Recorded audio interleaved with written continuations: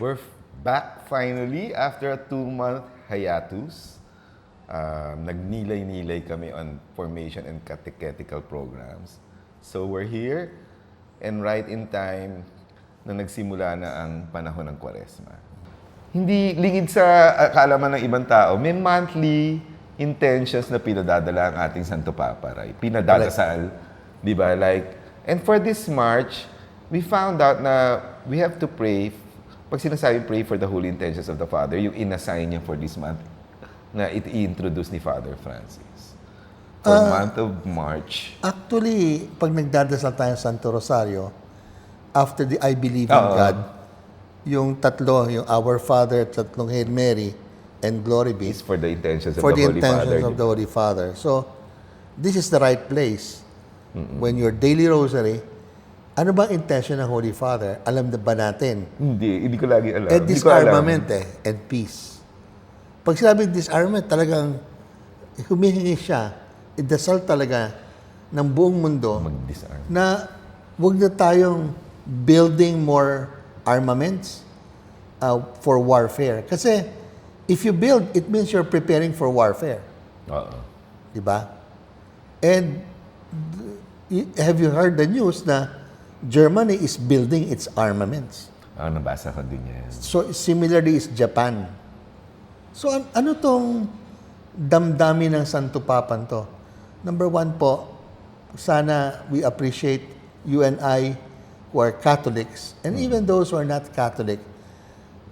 Merong daw survey, isa lang ang political and therefore leader. Siyempre, ang Pope is religious, pero he has a positive 24 on the survey about his influence. Okay.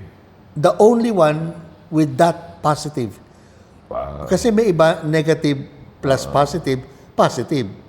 So, kunyari, ayaw siya ng 7%, pero 30%, okay, positive Ima-minus siya yung 7. ng 23. Oo. Ito hindi eh. Walang negative sa Walang kanya. minus. At completely positive for plus 24. As an influencer. So that means, sana naman tayo, we allow him to influence our life. He is our leader. And what do we mean by disarmament, no? Yeah, yung una siguro, what can I do? I'm not Putin, I'm not, let's say, I'm not Trump. I'm not Trump or I'm not a political leader. Pero I think as many people say, it starts with your mindset eh. Bakit ka mag-aarmas? Kasi meron kang kaaway. And you are here to unahan mo na kaysa maunahan ka pa. If that is the mindset, you will put arms. You will arm yourself. Diba? So, pag ang iyong tingin ay maraming masamang tao dyan, unahan ko sila, abay, nakisali ako sa kasamaan. Di ba? Yes, may maraming masamang tao. Pero dapat ba, yung kanilang karahasan, gagamitin ko to defend myself? Or to protect. So I think the first instance of disarmament is, ano ba mindset mo? Palagi bang meron kang kinukonsider kaaway? Na you're always... Ina-anticipate mo na lulusubin ka. That's what happened to Putin. Paranoia. That's what happened to Putin. Nasabi niya, lulusubin siya ng NATO kasi dadali ng NATO Yung sa Ukraine. So, imagine, sinelebrate ng Pope 4 years na ng Ukraine. Just imagine na nangyayari sa isang bayan. At ang pinag-uusapan ngayon, drones. Pinag-uusapan wala nang tao yung drone pero missiles. yung damage niya. Yes. And I think it's really a distrust in your neighbor. Yeah. Di ba? Parang may karapatan ka na hindi ka lapitan.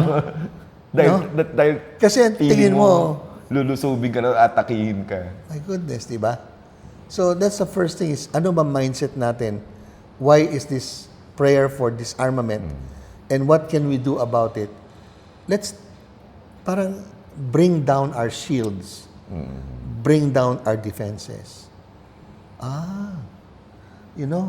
pinakamagandang result ng disarmament, a life that can disarm another person. Ay, matatanggal mo yung ano niya, no? Mag-disarm mo siya. Di ba? O mag-disarm mo. Oo. Sabi niya, ba't ito walang sandata? Wala itong pamprotekta ng sarili. Di ba? Oo. Pero Kawawa. nakayanan niyang... Oh, ba't ako lulusubin? Walang... Wala naman akong baril. Wala siyang kalaban-laban. Ay, naku, meron kami ganyan seminarista. Kasi they belong to that so-called military ordinariate. What's that? It's a group of seminarians being trained to become military For war. chaplains. Military chaplains. Chaplains. And ang end point po is that when they become members of the military ordinariate, they will also apply to the government for civil service. And part of the Kailangan. application is that bibigyan sila ng quote-unquote item of government Which fund. is a gun? One of them is a gun. So, meron silang funding, meron silang sweldo. Kasi meron kang government item means you're belonging to the... To that unit. Not only that, pasweldo ng gobyerno. But one of them is you'll be given, in your name, you'll be having arms. A hand. Kung ano man yung klase. kamay. And this seminarian, personal to sa akin eh. Sabi niya sa akin, Father Francis, I'm discerning. Ayoko naman maging civil society. Gusto ko maging military. But I don't want also just to be a reservist. I want to be active. Meaning, as a soldier na rin. A soldier, chaplain. Soldier/chaplain. Siya chaplain, but as a soldier. Which means, pupunta siya sa front line Of course. whenever he's assigned. And yet, he will not carry any firearm. Wow. Sabi ko, bakit? Kasi para kung tutukan man ako ng baril, wala akong laban. Pero hindi ako makakapatay. Hindi ka siya makakapatay. So, imagine yung mindset na yun. Ang hirap nun, ha? Extreme. He is training to become a military chaplain na one day he will be in the front line. He will disarm the enemies. Because haharap siya, Nang wala walang akong sandata. armas. Diba? So, para kang humarap ng EDSA, nang dala mo bulaklak. Correct. Diba? Na-disarm mo yung sundalo. Ayun ang nangyari sa atin sa Diba? EDSA nung panahon na yun. Diba? You disarmed Hindi na sila... the very soldiers that were in their tanks. Hindi na nila tinuloy yung gagawin nila. Yes. Diba? Kasi ang kinalabasan dito, it was not to defend democracy. But actually, they were asked and told na magkakapatid tayo. We're one. Why do you have to Why defend do you have democracy? to kill, you kill your fellow? Let's say, why do you have to defend the present situation of government under Ferdinand Marcos With Sr.? tanks and guns. Di ba? When are you not magkakapatid tayo? Can we not really... In And so- this monthly intention, ang arm natin is our prayer. Dahil yun yung pagdadasal natin na holy intention of the Lord. To prevent this from I happening. would even think in this month of March let's look into our mindset. of... Kasi meron tayong nakakalaban eh. Meron tayong nakakaaway. in our own little lives, di Di ba? ba? Oo. Are we more disarming ourselves and to disarm the other person? Or are we being paranoid and not trusting the one we're... Yun pupunta ngayon ng basic. Love your enemies. Di mo kaya? Kung if you love your enemies, di ba? Do good to those who hate you. So, love those who are hard to love. di ba? Kung hindi mo kaya to love your enemy, at least do good to them. Kung hindi mo kaya, pray for those who persecute you. So, huli yung prayer eh. Kung hindi mo kaya yung dalawa. Pero, Kung hindi the possible. best is love your enemy. Ibig sabihin, wish him na hindi siya ma-harmful. Wag isip ka, sana makarma yan. Hindi. Sana masaktan yan. Hindi. So, pwedeng bigyan ko ng pansit palabok yung mga nag-create ng false issues para malihis. Tama ba yan? Will it disarm them? Malay mo. Yon. Kung hindi umubra, pagdadasal ko sila. Kaya nga, disarming a personality is a disarming personality. Means, hindi ka papasok sa the way of the world of power, But of, the way let's of say, peace. unahan. Or tinira mo ako, titirahin kita. Or even, titirahin mo pa lang ako, natira ko na ikaw. Ito, tingin mo titirahin ka, Oo. makikipag-ugnayan ka agad. Yun. Tama? Well, I think it's also timely kasi itong season na ito mag-end yung nuclear arms agreement ng Russia and the US, tapos yung threat ng Iran na magkakaroon ba talaga ng deal o lulusubin ni Trump. Nagsasabay-sabay siya aside from yung sinabi mong fourth year ng Ukraine-Russia war.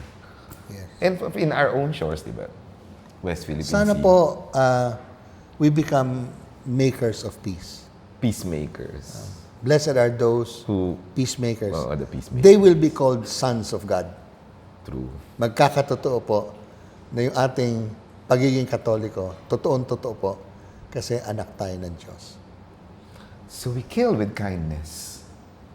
Yung sinatawag Killing na me expression, softly. yung killing with kindness, di ba? That's disarming. Yes. Yan. So, isipin po natin itong March na meron actually monthly intention si Pope. And for this specific month is a prayer for disarmament. Ang galing, no? And peace. And peace. Let there be peace And let it begin with us. with me. With me. Okay. So, keep on asking Theo. Like, subscribe, and share. And peace be with you.